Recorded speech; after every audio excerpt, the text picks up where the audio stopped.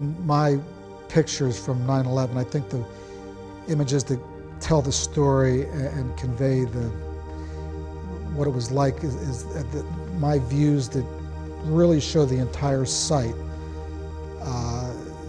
This enormous field of destruction and these tiny little humans, these little men, these firemen and relief workers trying to find survivors, trying to do what they were doing, and it was futile. It was this task which was impossible. Looking at the coverage of 9/11, the video and the photography, the still photography, I always think that still photography tells the story so much better. There's that moment frozen in time. You can look at it, you can stay with it, you can come back to it again. It burns into your memory. It's something that you can't forget. I would think my pictures tell that story of this epic destruction in a place which was sort of my home, my neighborhood. My name is Steve McCurry. I'm a photographer.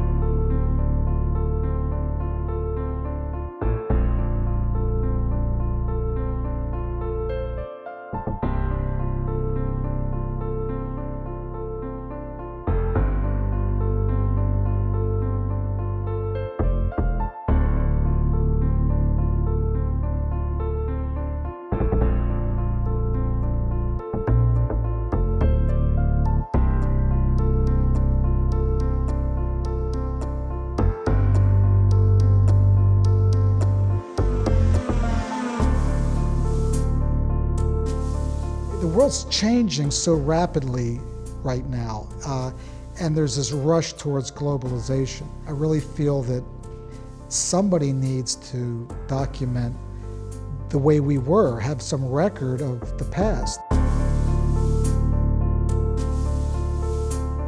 I think that what fascinates me about photography is being able to show the similarity, the commonality between people, and that at the end of the day, whether you're Chinese or Russian or European or from Africa, we're basically the same.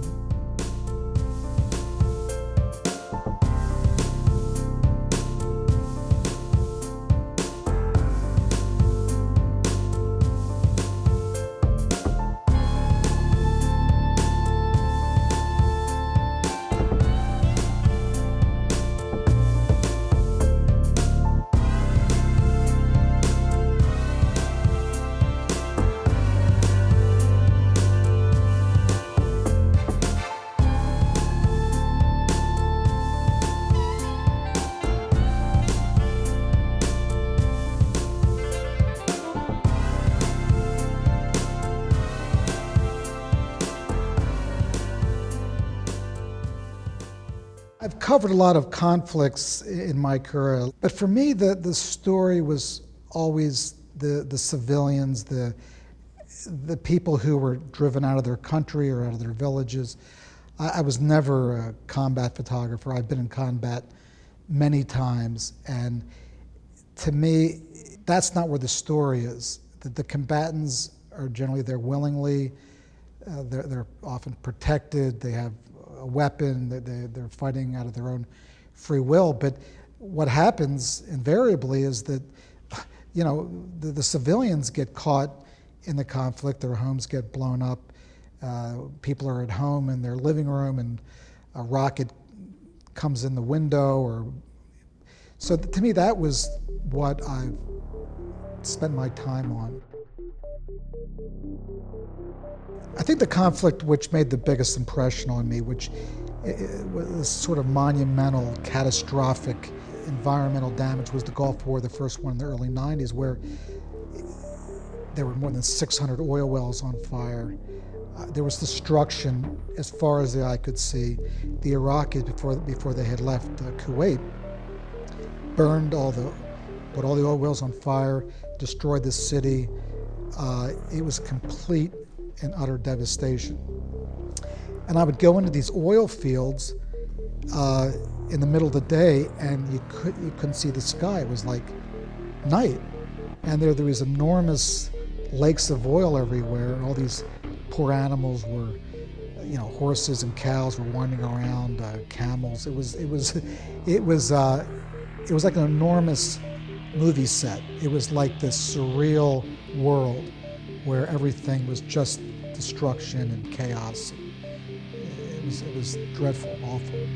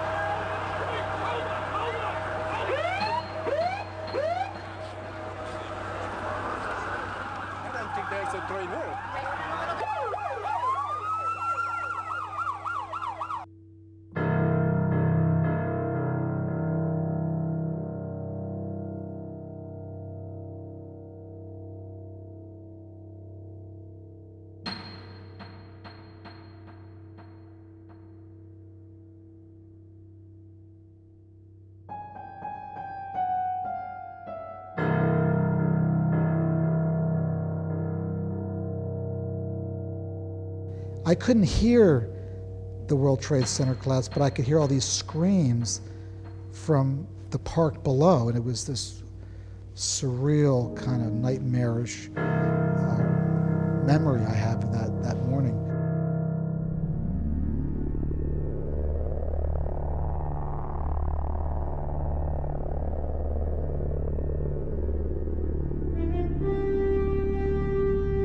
I got back on the night of September the 10th from China. I'd been there for 6 weeks doing a story on Buddhism. I was in a very sort of mellow, tranquil mood. I got back, woke up the next morning on September the 11th. I got a call that the World Trade Center was on fire. I looked out the window and I saw both towers were on fire. So I raced up on the roof to right where I'm standing right here and started photographing, and I thought, this can't be happening. This is unreal. So I kept photographing, and the second tower collapsed. And I remember right down below was Washington Square Park. And as the tower was collapsing, I couldn't hear anything from the World Trade Center, but I heard these screams. There must have been about 200 people down on Washington Square Park who were just screaming. And then I left immediately for Ground Zero, and I spent the entire day there. And in fact, I went back again the next morning. But it was such a beautiful morning that September 11th, the sun was shining, there wasn't a cloud in the sky, and suddenly everything went dark, and it was like all was there.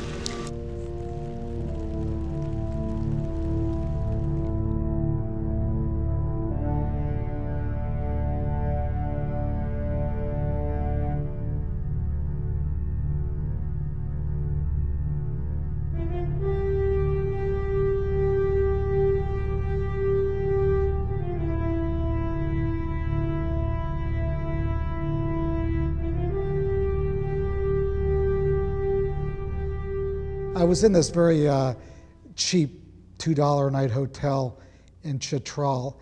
And the people standing in the next room to me were some refugees, some Afghan refugees. One night we were having some kebabs, and they said, you know, you're a photographer. Nobody knows this story. Nobody's paying attention to the fact that our villages in this part of Afghanistan are being destroyed by helicopter gunships. I agreed readily. I said, this is an important story, I want to go.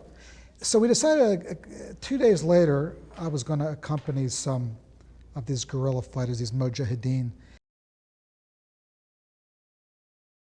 So the morning they came to get me, I was like, you know, this is like crazy.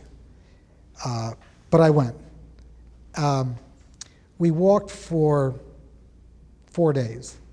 But as we got closer and closer to the fighting, I got more and more involved, more personally kind of connected to these people and to this story.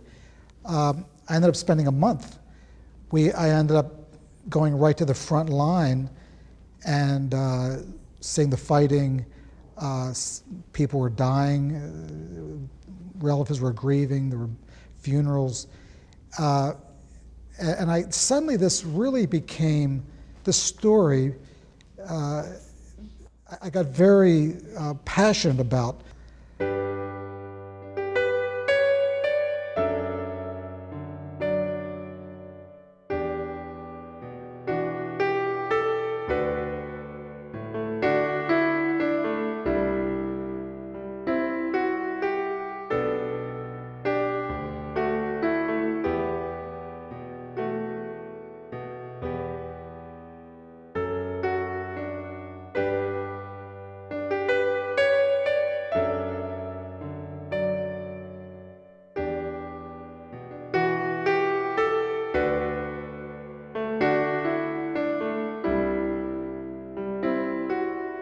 Somehow people connect with that picture, often without knowing she's a refugee, without knowing she's an orphan, without knowing she's an Afghan. It's just something about that look and that expression which captivates people. And I think part of the reason is that there's a combination of ingredients here. Different components. She's very pretty, you know, very attractive little girl. She has these, attractive, very striking eyes, and but there's this ambiguity to her expression. She's not smiling. She's not frowning. She has this sort of neutral thing. Despite she's very, pretty, she also clearly her face is a bit dirty. Her shawl is ripped, but she has this penetrating, this unyielding gaze, this sense of kind of fortitude and perseverance, and this self-respect. And the reason we went back to try and find her after 17 years was because we had gotten thousands of letters. Everybody was curious. I was curious, where is she? Who was she? Is she still alive? So we wanted to go back. We got, after some days, we had a big break in the story because we found the teacher who had been in the classroom that morning that I photographed her. And through her, we're able to eventually find Sharbat Gulla's brother. And of course, through him, we were able to find her. And it was this amazing. We were so thrilled that she was alive. She had a family. She was married. She lived in the village. Her kids were healthy, and so we were completely thrilled that we were able to locate her.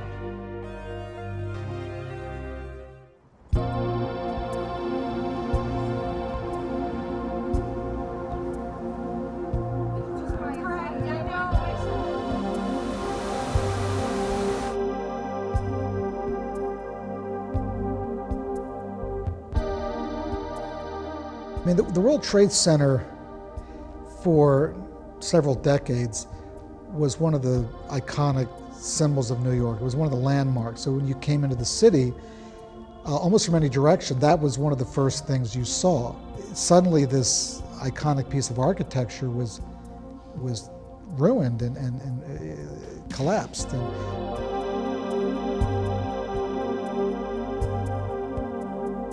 After 9/11, some months after 9/11, I actually moved my studio very close to the World Trade Center, just about 2 blocks.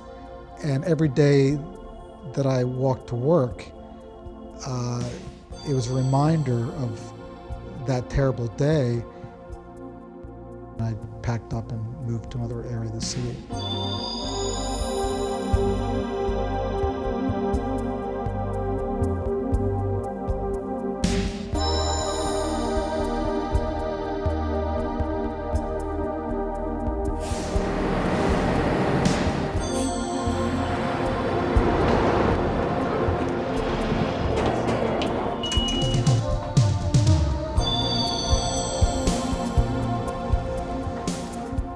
I have maybe 800,000 slides of Kodachrome here in my archive.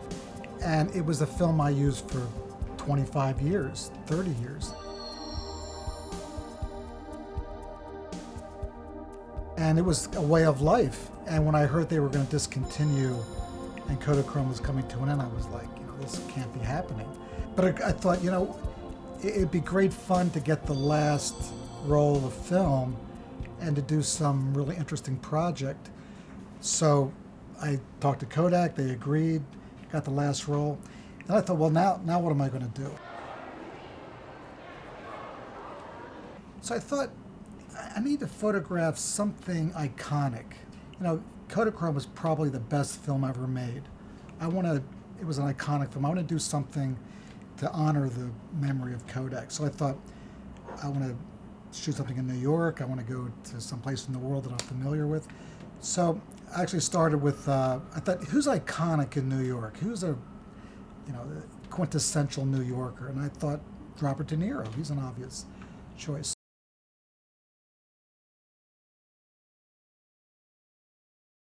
And then I thought, I worked so much of my career in India. Let me go back and do a little bit of the role in India.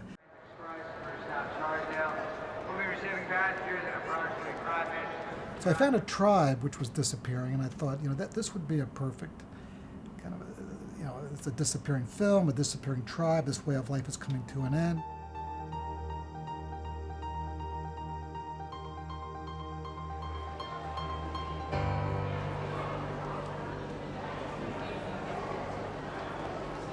My preparation before I go out and shoot is very minimal, very simple.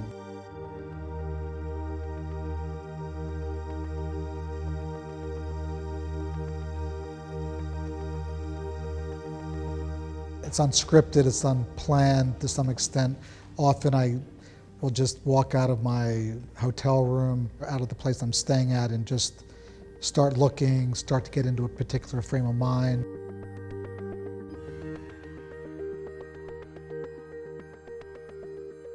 Start enjoying the day, start engaging with people that I meet, and let it slowly get into a particular zone.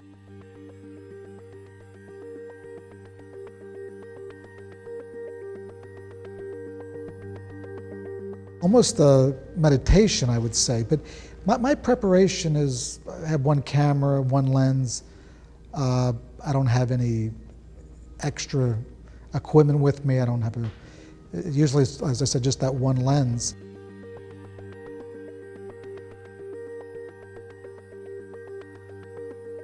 It's a very simple approach. I do everything with that one camera.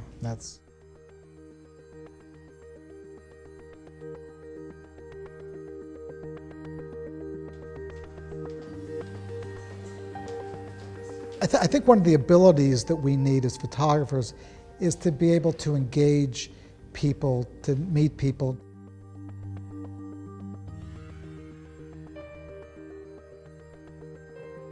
You have to go up and talk to people and explain who you are, then have them want to actually partake and to participate in this thing. I think 9/11 changed New York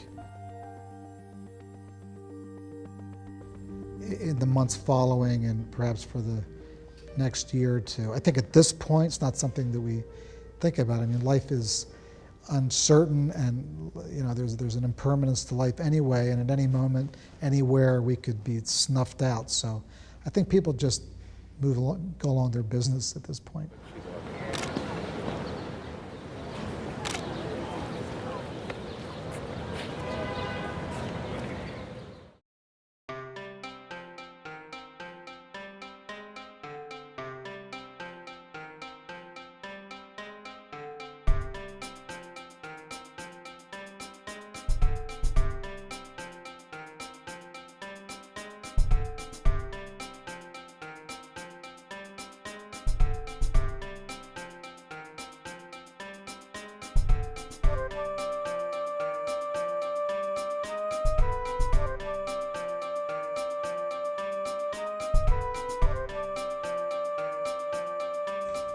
I think the most ancient part of this world that we live in, when it comes to culture and religion, architecture, is definitely Asia. I mean, they had incredible civilizations when Europe was still, we were living in caves and tents. And so there's this real sense of the past. In color, I mean, for me, it's much more logical to photograph in color than black and white. The world's in color.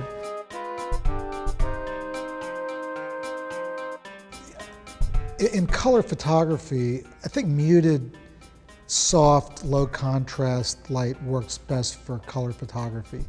Even light, a cloudy day. For me, and my work is the best result. Low contrast. I think photographing people, certainly in these sort of dark, moody situations, has much more emotion to it. But I never use flash when I'm walking around. I rarely use a tripod.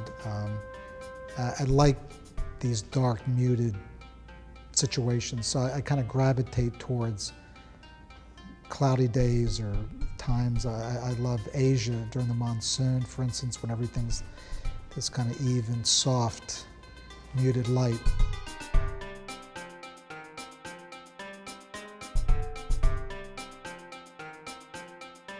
And I wanted to, either the picture lives or dies on the story, on the emotional component.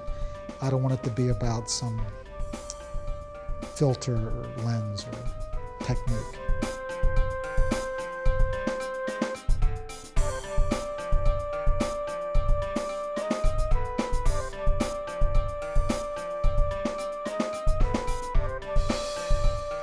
One of my pictures, which I think tells an important story, was made in Bombay, of a mother and child who came up to my car window. I was at a stoplight.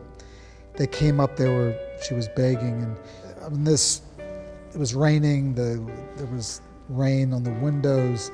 She came up to my window looking for some money, and it was just two figures. And I just instinctively raised my camera and just made two exposures. And it's this very soulful picture of this mother and child peering into this air-conditioned car. They're out in the heavy rain, and I'm in my air-conditioned bubble, and it's just this sort of meeting of two worlds. And I've always thought it was very poignant, that moment.